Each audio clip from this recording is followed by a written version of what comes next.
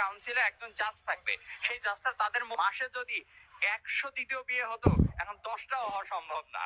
অসৎ চরিত্রের যেসব পুরুষ আছে তারা এখানে ক্ষতিগ্রস্ত হয়েছে। এই আইনটা বা এই বিষয়টা আরো কোডিফাইড করা হয়েছে, আরো ক্লিয়ার করা হয়েছে। যেমন বিষয়টা ছিল আগে যদি কেউ কোনো পুরুষ তার প্রথম স্ত্রী থাকা সত্ত্বে দ্বিতীয় স্ত্রী গ্রহণ করতে চাইতো, তো একটা অনুমতির প্রশ্ন আসতো। কিন্তু এখন বিষয়টা হয়েছে যে বিষয়টা আরো কোডিফাইড। কেমন ক্লাসিফাইড?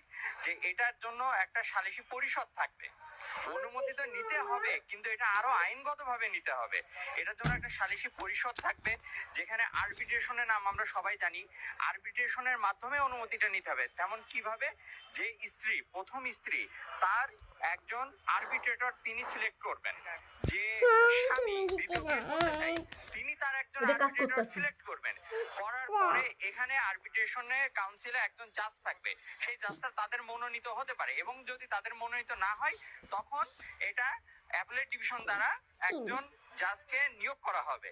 এই নিয়োগ করার ফলে কি হবে? এখানে লিখিত ডকুমেন্ট থাকবে, তাদের আর্গুমেন্ট থাকবে, কেন বিয়ে করতে চাচ্ছে, প্রথম স্ত্রীর তার অপারগতা কি, কেন তার আর একটা দ্বিতীয় ওয়াইফ লাগবে, এটা খুব সুন্দরভাবে এখানে ক্লাসিফাইড করা থাকবে। এবং এই আইনটা যদি বাস্তবায়ন হয় তাহলে যে বিষয়টা হবে, আমরা যে সাধারণ নারী যারা আছে যাদেরকে অনুমতি না নিয়ে আরেকজন বিয়ে করছে কিন্তু বলছে না সে অনুমতি দিয়েছে, এখানে যে নারীরা যে বঞ্চিত হচ্ছিল, এখানে নারীর অধিকার আরো শক্ত করা হয়েছে, তাদের অধিকারটা আরো ক্লাসিফাইড কোডিফাইড করা হয়েছে, যেটা লিখিত থাকবে।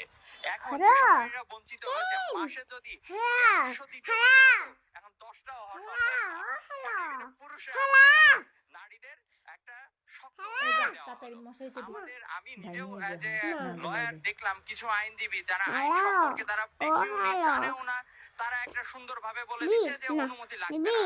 কিন্তু বিষয়টা কি বলা হয়েছে এটা দেখছে না। দ্বিতীয় বিয়ে সম্পর্কে আমাদের ইসলামকে অনেকে অনেক কটাক্ষ করে যে না 4টে বিয়ে করা যাবে, এটা কেমন একটা রিলিজিয়নে এখানে এক নারী জাতিকে বঞ্চিত করা হচ্ছে। কিন্তু বিষয়টা না, আপনি যদি সূরা নিসার দিকে একটু তাকান, এখানে খুব সুন্দরভাবে বলছে যে হ্যাঁ আপনি একটা না 1 2 3 4 বিয়ে করতে পারেন, কিন্তু কখন করতে পারবেন? যখন আপনি ন্যায় বিচার করতে পারবেন, সমান চোখে দেখতে পারবেন। দেখবেন স্পেসিফিক এভাবে আয়াতে বলা আছে।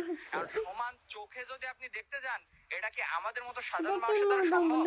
কেউ লম্বা কেউ খাটো সমান চোখে দেখতে পারবেন? কারণ নীল রঙের শাড়ি পছন্দ, কারো হলুদ রঙের শাড়ি পছন্দ, আপনি একই শাড়ি দিতে পারবেন? এখন রাসূলুল্লাহ সাল্লাল্লাহু আলাইহি ওয়াসাল্লাম তিনি ছিলেন মহামানব, তার দিকে তাকায় আমরা এই ছোট এক্সকিউজ নিয়ে এত বড় কিছু করতে পারি না। আজ এখানে বলছে সূরা নিসাতে কোন নারীর মনে ব্যথা দেওয়া যাবে না, আপনি যে বিবি গুলো আছে তাদের মনে ব্যথা দেওয়া যাবে না।